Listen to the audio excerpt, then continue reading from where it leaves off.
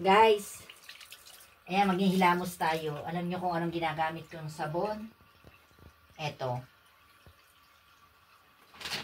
Eto yun. Napakaganda. Ayan. Beauty White Soap. Ayan. Ganito lang gagawin natin.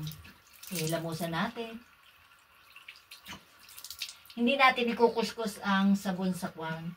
Sa kamay lang. Sabi rin dun sa Pilipinas eh. Ganun lang. Kaunti lang. Maganda siya. Alam nyo, nawala na ang aking pekas. Lalo na kung tuloy-tuloy ang paggamit ko, hindi ko nagagamit buhat nung ako'y magkasakit, hindi ko ginamit. Dahil nga hindi ako makabangon. Ilang araw pa ulit ako nagsisimula, pero talagang maganda siya. Ayan o. Hindi ko na pinuputol dahil marami akong sabon. Umorder na kayo sa akin. Ha? Saglit lang, ayan. Ganyan. Hindi siya mahapde. Wala pa isang minuto nating tatakukan yan. Okay na yan. Hindi na liig dahil maputi naman liig ko. Ayan. Ganyan lang yan. Gaganda ka na.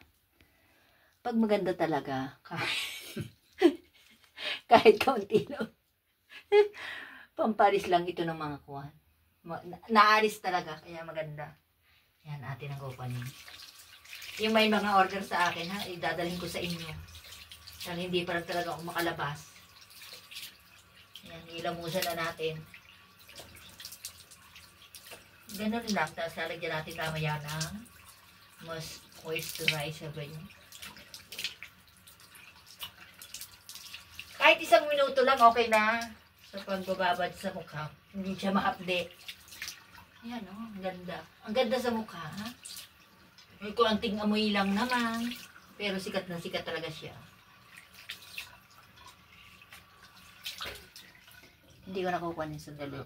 Ito, wow! Ang dami-dami pa. Ayan, kung sino may gusto.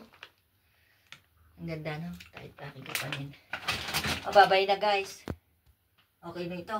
Okay na ito para si... Okay na, oh.